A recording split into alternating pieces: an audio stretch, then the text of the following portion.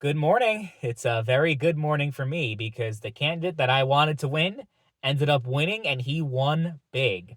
Donald Trump is going to be the next president of the United States after everything that's happened over the past 4 years.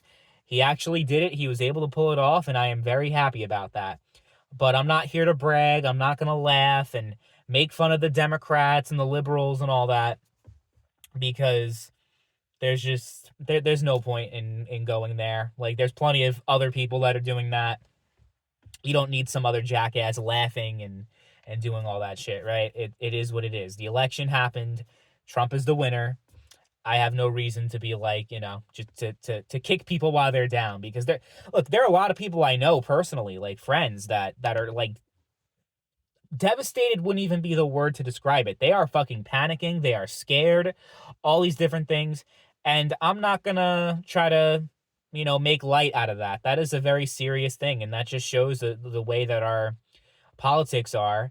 It's very toxic and it's very polarizing. And it's just we're not in a good place in America. And I don't necessarily know that Trump is the solution to that. I mean, he wasn't the solution to that before. I don't think he's going to be the solution to that again.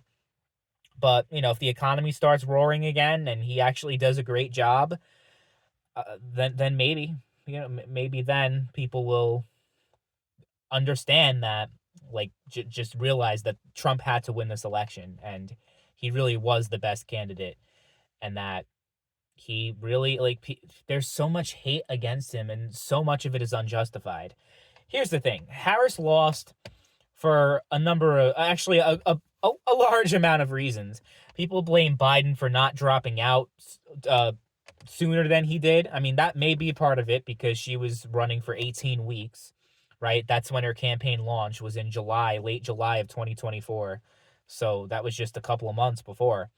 And some people may talk about the assassination attempt, maybe uh, giving Trump more positive feedback and attention, like, people viewing him in a more positive light because of those two assassination attempts, and him just being like looking like a fucking badass, like during the first one with his fist in the air and all that stuff. I mean, there was so many different things that happened, but I think it really just comes down to the fundamentals of the economy not really being that good. And, people talk about, well, it's not Biden's fault. It's not Harris's fault. It's just the economy is not doing good globally. They couldn't do anything about it. It has nothing to do with them.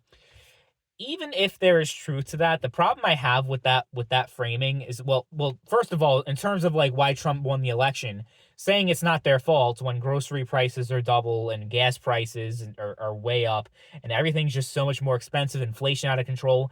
Even if it's true, something can be true and not be a convincing argument at the same time, right? But the other thing to that is that we all know that the same people who are like saying it's not Biden's fault and Harris's fault, like Democrats have nothing to do with the economy being the way it is right now, are the same people that if Trump actually won in 2020 and the economy was in the exact same situation as is in right now, if Trump was there, those same people like that were quick to give the Democrats the benefit of the doubt in Biden would be hounding Trump right now and talking about how horrible he was for the economy and all these different things.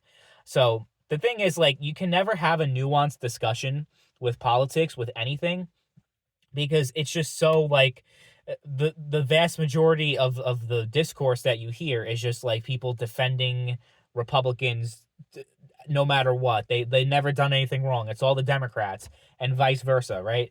So it's just like our politics is just so fucking cancerous, and that's like a huge reason why things are the way they are in terms of the polarization, in terms of all these different and not really having any actual solutions to most of the problems that we face. And I'm not like fucking delusional. I don't think that Trump is the magic solution to honestly most of these problems that we face. But in terms of like, yeah, he'll definitely be better with the economy. He'll definitely be better with foreign policy. He'll definitely be better with a number of things. And it's not just me thinking this, it's because I've seen it. And that's the other thing. We've seen a Trump presidency before. So you have the sample size from 2016 to 2020, or I guess, technically 2017 to 2021, if we're going to be technical with inauguration, right? So you have those 4 years under Trump and the last 4 years under Biden. And it's pretty clear what years were better for your average American. So it really came down to the fundamentals as far as why Trump won that race. I think it honestly would have been worse if Biden stayed in. So I'll give credit, to Harris for getting in there and giving Democrats some kind of hope, because Trump was way ahead in the polls. Like, those same polls had it like neck and neck tied, which that didn't even end up being true. Trump blew the fuck out of Harris in the swing states. Like, it was like way beyond what even like the most optimistic Trump supporter thought, honestly. Like, it was pretty significant. Even I didn't think he'd do this well. My predictions, I had Harris winning Michigan. I had Trump winning all the other states, but I didn't see like the way, like, with how polarized and how close things were looking. I thought Harris would win at least one of the swing states, but I mean, Michigan hasn't been called yet as of the recording of this video, but it doesn't seem like Harris really has a shot at winning there. But yeah, he got Wisconsin, Pennsylvania, Georgia, North Carolina, and I was working last night. I'm still awake from last night. I actually woke up early because I was having nightmares about Harris like winning like all these Republican states. Like, she was winning Louisiana, she was winning like everything, and it was like a Harris landslide. And it was a nightmare. So I woke up. I'm like, I have to check my phone, even though it was only 7:30 at night. I'm like, I have to check my phone. Uh, and obviously, you didn't really know what was happening until around as soon as we got to like 9 o'clock, I think, or 9:30 Eastern time. That's when we kind of had an idea of where things were headed. And I saw something from the other day about how Virginia was actually going to be a pivotal state as far as like how it tells you where the race is headed and who's going to win. Someone actually broke it down. I forget. It was one of like someone who like is really good with numbers and polling and that kind of shit. They pretty much said Trump is definitely not going to win Virginia. Harris is absolutely going to win, but by how much is going to tell you like things about the rest of the states and the swing states and how like the election's going to play out. Because in 2020, by 7:30 p.m. Eastern, the Virginia was already called for Biden. But it wasn't until like I think like 11 o'clock, 11:30, something like that, where they finally called Virginia, or at the very least, you knew Harris was going to win. So that was very significant. And I think Trump was within less than 5%. I mean, they're still counting votes, so it may end up being a little bit, Harris may get a little bit more than that. But still, for a state that Biden won by 10, that's pretty fucking good. And then New York was another one. Holy shit. Trump was only down 10 points in New York, a state that, if I'm not mistaken, didn't Hillary win it by 30, and didn't Biden win it by 30? Like, I know New York in general has been trending more Republican and conservative compared to states like California and other blue states, but shit, that's like, wow.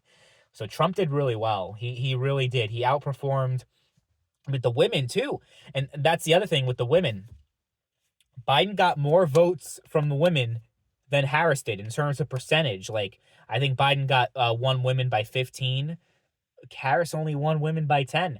And I think, this is something I've said in videos before. I think Trump's framing of the abortion issue has actually been fucking brilliant.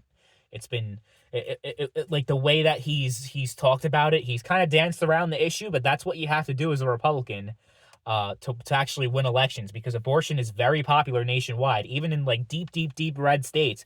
When abortion is on the ballot, it wins, except for, I guess, Florida had one, right? The results were very shocking over there.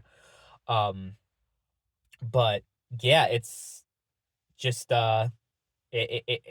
nobody expected that. People expected Harris to get even more women votes than Biden, obviously, because she's a woman, and if you're a woman, you want to have the first woman president, regardless of the actual policies being that this woman has presented. And she didn't really have much of a campaign going. It's not like Obama, where like you knew what the message was and you believed in it. You believed in hope and change and all these things. With how horrible the Bush administration was, and the Republicans were just running the fucking country to the ground at the time. Like, yeah, like Obama had a campaign and a platform that you would actually believe in. Harris did not have anything like that, especially as the incumbent. Technically, I mean, she was the vice president. She is the vice president. So she owns part of it. And she said towards the end, it was what? She came up on The View like about 10 days ago or so. Maybe it was 2 weeks ago. And they asked her, what would you change compared to what Biden has done? Would you change anything? She said, I can't think of a single thing. Wrong fucking answer, right? And these are things that I said before that people were like dismissive towards, but now it just all makes fucking sense. It's all coming together because, the results speak for themselves. So even if you're a liberal and you hate Trump and you hate the fact that I voted for him and you hated everything I said before, you can't deny it now, right? So that's just how it is with the election, the results. It happened. And Democrats have to come to terms with it. They have a lot of soul searching to do. I think with 2020, they got overconfident after that election because it's like, wow, we finally got rid of Trump. We finally defeated him. But what they really did was, like, the Democrats suffered greatly. There were problems with the Democratic Party for a long time. And the 2016 election definitely indicated that. But because of Biden's 2020 win, they kind of just brushed it aside and they put the Band-Aid on the wound. And, the Band-Aid stopped the bleeding for at least a little while, but it didn't stop the wound from festering and, ended up being fatal for them. So I don't know what the future lies for the Democratic Party specifically. I think I'll make another video about that in the future, just exploring what may happen when it comes to that, because I think it's going to take some time. They're going to have to do a lot of soul searching. 2028. I'm not even going to think about that. I think we just need to process what just happened now before we get into that. And I'm not even going to go after Harris for refusing to concede because, it's a very emotional thing. You think you're going to win the election and become the first woman president and make history. I think it was emotional. It was an emotional moment for her. And she just needed time to process all that. Same thing with Hillary Clinton. I'm not going to go after her either for not conceding the election. So yeah, Harris, I'm not going to say I have any respect for her because obviously I disagreed with pretty much everything.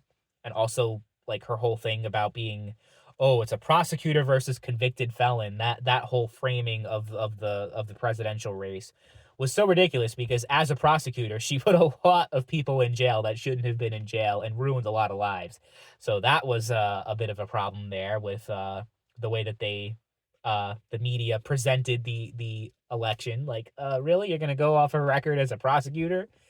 Okay, sure. And then the whole convicted felon thing. Obviously, this whole thing is politically motivated. All the charges and the trials and everything. That alone, like, I was never an undecided voter. I'm not going to try to pretend like maybe I would have voted for the Democrat. But that alone pretty much decided the election for me, was when they started to go after him legally. Like, yeah, no. I'm not going to just stand by and let that happen. So, 47th President of the United States, Donald Trump. Grover Cleveland did it in 1880 something, and Trump has done it himself. So, wow, he made history, and he has definitely stunned a lot of people. But I wasn't surprised. I was definitely nervous coming into it because once the day actually happens, you don't know what's going to unfold. And Harris definitely, like, had a chance at winning, but that's what happened. So let me know what you guys think in the comments section about the election and what ultimately cost Harris and helped Trump win. I think it just came down to Biden not doing a very good job as president. If he did a good job and his approval ratings were decent and all that, like, Harris obviously would have won. No question about it, right? But because it's just objectively speaking, things were much worse under Biden than under Trump, that alone just pretty much gave it back to Trump. So that's really, like, it's really the economy stupid. That's the thing that people say all the time, but it's true. It's the economy stupid. The economy, just the foreign policy shit show that's going on. I think that helped as well. And although abortion was an important issue, it wasn't so important that people like, we have to stop Trump, right? Because Trump said he says he's pro-life and everything, but he says leave it to the states, which a lot of people don't like, but it's not like, as president, I'm going to ban abortion nationwide, right? So it didn't seem like as dire to a lot of women voters as it did, as people thought it would be. The Supreme Court is still a thing, that people obviously didn't like the overturn of Roe v. Wade. Clearly, though, it wasn't enough. So it's Very fascinating. I'm still processing everything, and I have to like watch CNN's reaction because I still haven't seen anything. Like all I did was check my phone and actually see the numbers and the results coming in. I haven't seen any media coverage of it, any reaction from liberals or people who like were so confident. And oh, that guy Alan Lichtman, that's one person who I am gonna feast on that because Mm, yeah. Oh, perfect record. 13 keys. Predicted every election correctly except for the 2000 election, but predicted every election correctly. And he said Harris is going to win. And because this guy says she's going to win, then she's definitely going to win. So there was so much stuff out there that, yeah, part of me is happy that things turned out the way they did and that these people are, eating some crow, obviously. But at the same time, there are people who are like so fucking scared over things that Trump's gonna do, but he didn't do any of these things, like about persecuting LGBT people and minorities, which when it comes to minorities, he got the most minority support of any Republican in modern political history. So I don't know what that says. I think it says that their messaging and the way that they present things and it's just it doesn't resonate with the voters. Obviously not because they fucking got cooked. So